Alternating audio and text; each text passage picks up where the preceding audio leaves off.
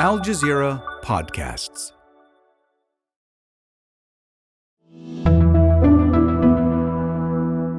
Today, will Brazil's president, Luiz Inácio Lula da Silva, fulfill his promise to stop the Amazon rainforest from shrinking by 2030? Last year, 8 trees were cut down per second. The progress he's made is undeniable, but the challenge is colossal. I'm Natasha Del Toro, and this is The Take.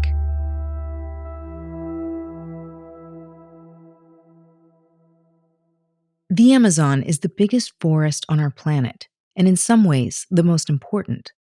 Without it, global temperatures would rise even faster than they are now, and the Amazonian region would get up to 4.5 degrees hotter. That's Celsius, making it practically uninhabitable.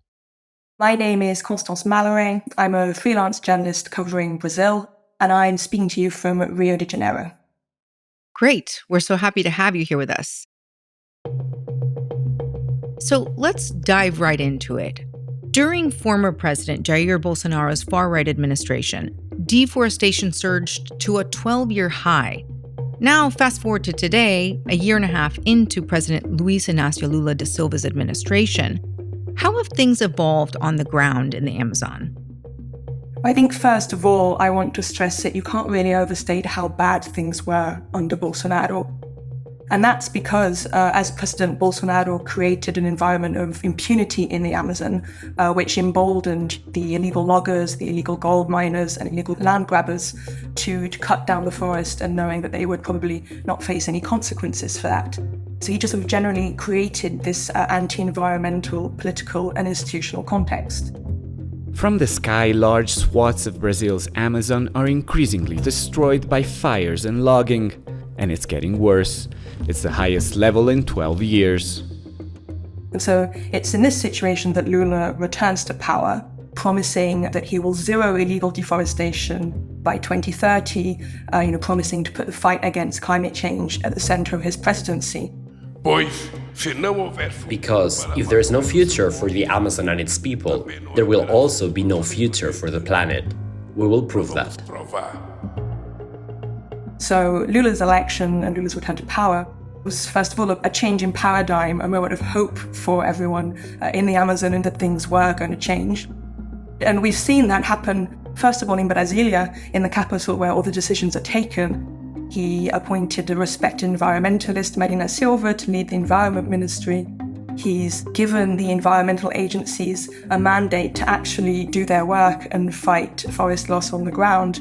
And the results that we've seen come from that is that deforestation fell dramatically in just the first year of his presidency. So he set some really ambitious plans to cut the deforestation rate, and by and large, it's worked. What were the specific policies? First of all, directing funding and personnel where they're needed. Bolsonaro completely gutted the environmental agencies, and that, they're slowly recovering from that under Lula. So you have people on the ground again, going after illegal deforestation, destroying the machinery that's used in illegal mining, for example, issuing the fines to people who don't respect environmental laws. Another really important step that was taken just before Lula took power, actually, but, that he can be credited for, is the reactivation of the Amazon Fund, which other countries contribute to, and which is directed towards conservation projects in the Amazon. And I'd say a third element is also starting to look at cooperation between the different levels of government, because Brazil's a federal state. So it's all very well having someone in Brasilia saying we're going to end deforestation. But if you're not working with the state governments, the state police forces, and also the municipal governments who are responsible for part of the environmental law enforcement for local laws, then that's not going to work. This is a great example of how policies actually do matter and politics do matter. I'm saying that the Amazon's deforestation rate has been cut in half is really encouraging. It's good news. We don't always get to report on good news. At the same time, a lot of the rainforest is still being destroyed. I mean, in 2023 alone, an area equivalent to half the size of Lebanon was lost for good. Constance, what do you attribute this to, and what more needs to be done? I think we do have to highlight that the challenge is immense. So we have seen a 50% drop in deforestation in a year, but the starting point was appalling. Map Biomas, which is a mapping initiative here, calculated that last year 8 trees were cut down per second in the Amazon. So Wow, that's quite a number. 8 trees every 10 seconds are cut down? Is that what you said? every second. Every second. 8 trees every second are cut down. It's hard to get your head around. Yes, so the challenges are coming from different areas. One of them is within the government itself. One of the reasons that there was such a successful results last year. But actually, since the start of this year, there's been a strike among environmental workers, which means that work in the field has essentially been halted since the start of the year. And the Union Environmental Workers represents these striking workers have complained that the budget for fighting fire specifically has been cut by 24% this year. And that has contributed to a surge in wildfires that's been recorded in the first few months of 2024. Now, I don't think the government actually confirmed this budget cut. In pockets of northern Brazil, fire is sucking the life out of the rainforest. In one province, a record number of fires in February nearly eclipsed all of last year. So there are personnel issues. There are personnel issues. There are climate reasons as well. The weather is drier, the weather is hotter. That means that the Amazon is more likely to catch fire, that if there is a fire, it's more likely to spread and it's harder to put out. And just to sort of explain the link between forest fires and deforestation. Fire is used by traditional communities in the Amazon to manage their agricultural plots, but it's more often connected to illegal deforestation because, for example, someone will clear a plot of land, cut down the trees, and then set fire to it to prepare it for pasture afterwards. So another thing Lula's doing to prevent deforestation is aiming to build an international police center in the Amazon. Brazilian President Lula da Silva has urged his government to speed up actions to combat organized crimes in the Amazon. Which seems like a rather surprising way to address the problem. What will that police center be doing for the environment? So it might seem like a surprising way, but it's not if you think that deforestation is a type of environmental crime, and that involved in that environmental crime you have extremely powerful organized crime organizations, which are mainly drug trafficking organizations. The rainforest is being used as a conduit for drug trafficking. The crimes have contributed to its destruction. Since they became entrenched in the Amazon in the last decade or so, controlling drug smuggling routes, they've also entered other types of environmental crime, like illegal gold mining, for example. We know that Brazil's biggest criminal organization was involved in illegal gold mining on indigenous territory, or is perhaps still involved. What is that connection then between organized crime and deforestation and gold mining? How does gold mining actually contribute to deforestation? So gold mining, back in the day, you used to have a small illegal gold miner with his gold pan going into rivers and trying to find little bits of gold, right? Nowadays, gold mining happens on an industrial scale. I think it's Greenpeace has done a lot of investigations, a lot of flyovers identifying these huge diggers, at the heart of protected indigenous land where that kind of activity is completely illegal. And that requires a huge amount of financing behind it, right? And this is something which these criminal groups have. So they might be involved through providing financing, through providing equipment. They might be involved through providing security for hire, hitmen for hire. And of course, for them, anywhere where the state has less control is advantageous to their activities, their principal activity, which is drug trafficking, but any other kind of commodity they're trying to move illegally. And a lot of those commodities will be linked to cutting down the forest. How this crime hit close to home for Constance and her colleagues. That's after the break.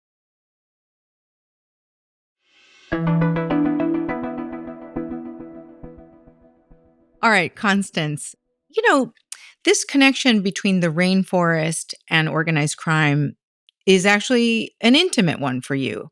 You were working with The Guardian in 2022 when their journalists Dom Phillips and Bruno Pera, a Brazilian activist, were killed in the Amazon as they were reporting on deforestation. after a 10-day search that many criticized for being too little, too late. There's little question that British journalist Dom Phillips and Brazilian indigenous expert Bruno Pera were murdered. Since then, The Guardian has spearheaded an investigation into organized crime and the links to resource extraction as a way to keep the story alive. Constance, what have you learned so far from that investigation? I think, first of all, we need to say that what Dom and Bruno's murders did was really shine a light on the dangers of working in the Amazon, not just for the international community, but for many people in Brazil as well, who have no idea what's going on deep inside the rainforest. And, unfortunately, they weren't the first victims of the kind. They haven't been the last. A firefighter was just shot dead in the state of Tocantins, probably for his work. But the fact that we're talking about Dom, who was a renowned and well-respected international journalist, means that there was this international outcry that we were able to give visibility to this case. And what the Bruno and Dom project has done since is really try and continue telling the stories of the people on the ground.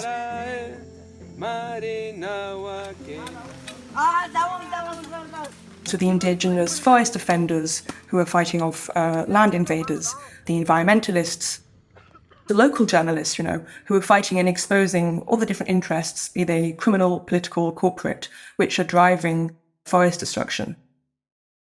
And what are some of the figures that you all have been able to uncover as a result of the Bruno and Dom project? I think at a national level, homicides have been falling, deadly violence has been falling. But if you look at the numbers in the Amazon states, it's going completely opposite direction. And did you know Dom and Bruno? I didn't know Dom personally, but I moved to Brazil shortly before he was killed, and he was actually one of the first people to give me advice over the phone and to help me meet a lot of my fellow journalists here. So I owe a lot of my work and life in Brazil to him, despite never having had the privilege of meeting him personally. Wow. It's really meaningful then that you're continuing to do this kind of work. Oh, it's a real honor. Bruno Pera was an activist, and he was also an expert on Brazil's indigenous people. The Amazon hosts more than 1 million indigenous people. How are they involved in the preservation of their land? Well, there's a very easy answer to that, which is we know that protecting indigenous land keeps a forest standing. That's been proven.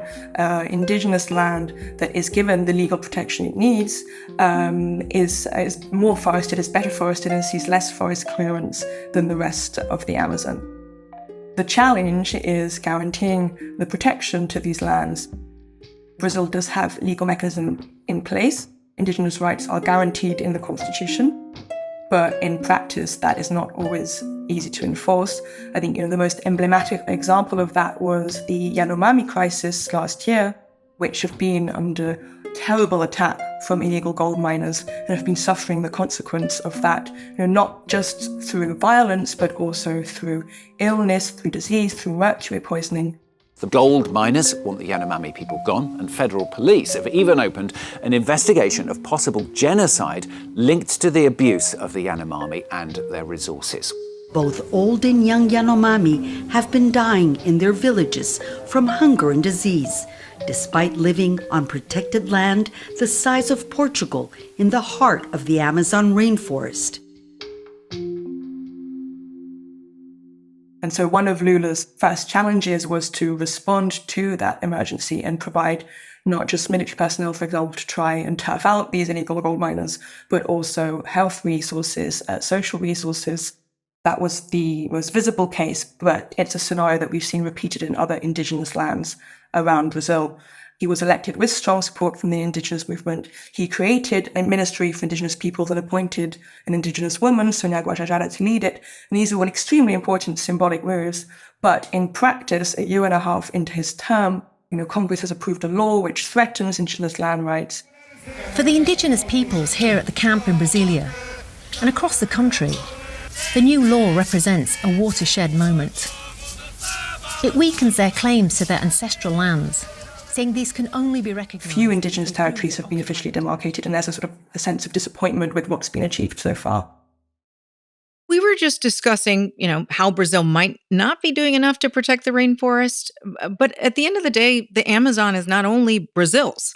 It's been called the lungs of the planet, and several nations are now part of the Amazon Fund. But Lula says that some of the international efforts are lagging. Can you tell us more about the international dimension of Amazon preservation? Yeah, so of course, when we talk about the Amazon, everyone looks to Brazil because Brazil is home to 60% of the rainforest, but there are 8 other countries that share stewardship. And so, first of all, I'd say that cooperation at a regional level between the different Amazon countries is a necessary part of Amazon conservation, right? Because, for example, Brazil has made progress on reducing deforestation, as has Colombia, but Bolivia is going in the other direction. And the forest itself, it doesn't really care about those land borders or, who's responsible for protecting the western part or the northern part. If part of the biome is being destroyed, that can have, very serious impacts on the rest of the ecosystem. And so I think a coordinated effort on that front is an important step, and one that's not been easy. Lula did host a summit of Amazon countries last year, but it didn't produce any results on, targets for ending deforestation or targets for vetoing oil exploration, for example. So in that sense, it was a bit of a disappointment. And then if we look beyond the region, you have the Amazon Fund, for example, which has been reprised under Lula and which used to be funded by just 2 European countries. And now you have, I think, nearly a dozen countries which have contributed or pledged to contribute to the fund, which goes towards various conservation projects. It's going towards this new international police centre you mentioned earlier. So in terms of action on the ground, that's an important source of financing. But, Lula and other leaders from the global south and nations that are particularly vulnerable to climate change, they want more. They want the rich countries to really, put the money where their mouth is and provide a lot more investment and financing to help developing countries protect their forests. So I understand Lula had a lot of catching up to do after the last administration. And his efforts have yielded results. He's getting a lot of credit internationally for these efforts to lead the fight against Amazon deforestation and telling international leaders that they need to get to work. But if we zoom in, Constance, do you think he's doing everything he can? I think the short answer to that is no. Lula definitely understands the importance of fighting climate change. Lula's main focus has always been social policy, reducing poverty. And he understands that if we don't tackle climate change, we're not going to be able to tackle poverty, neither in Brazil or at a global level. However, he remains, a president from the more traditional left, a former union leader, a developmentalist at heart. And you see that in the fact that he continues to voice more or less overt support for projects, infrastructure projects like paving a road through the Amazon. And we know that if that road in the south of the Amazon is paved, it will lead, it will open the doors to deforestation alongside it. He's also not said he won't explore oil near the mouth of the Amazon River. His government has held tenders for oil contracts within the Amazon. So you have a lot of things like that, which, many people would argue just aren't coherent with this vision Lula also has of Brazil being a leader in climate discussions internationally and a leader also in the green economy. One last thing. Lula has warned that his term was only 4 years and that his successor could very well do nothing about Amazon preservation. This is a challenge that all administrations face.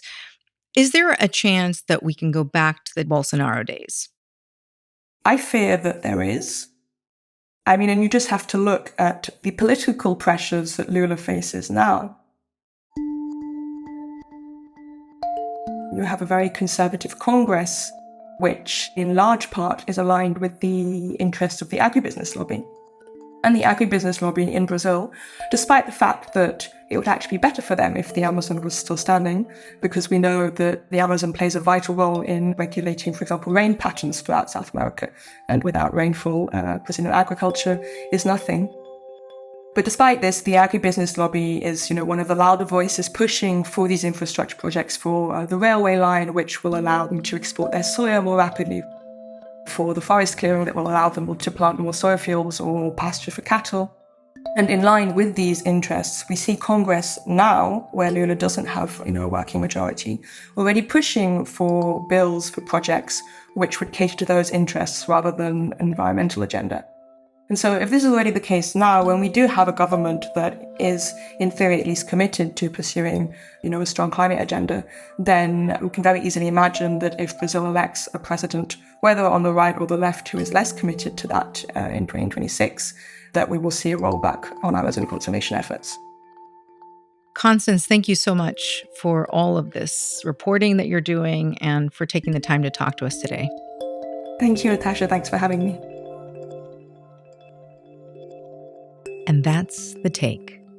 This episode was produced by Marcos Bartolomé with Chloe K. Lee, Sonia Bhagat, Manahil Naveed, Noor Wazwaz, and me, Natasha Del Toro. In for Malika Bilal. This episode was edited by Amy Walters.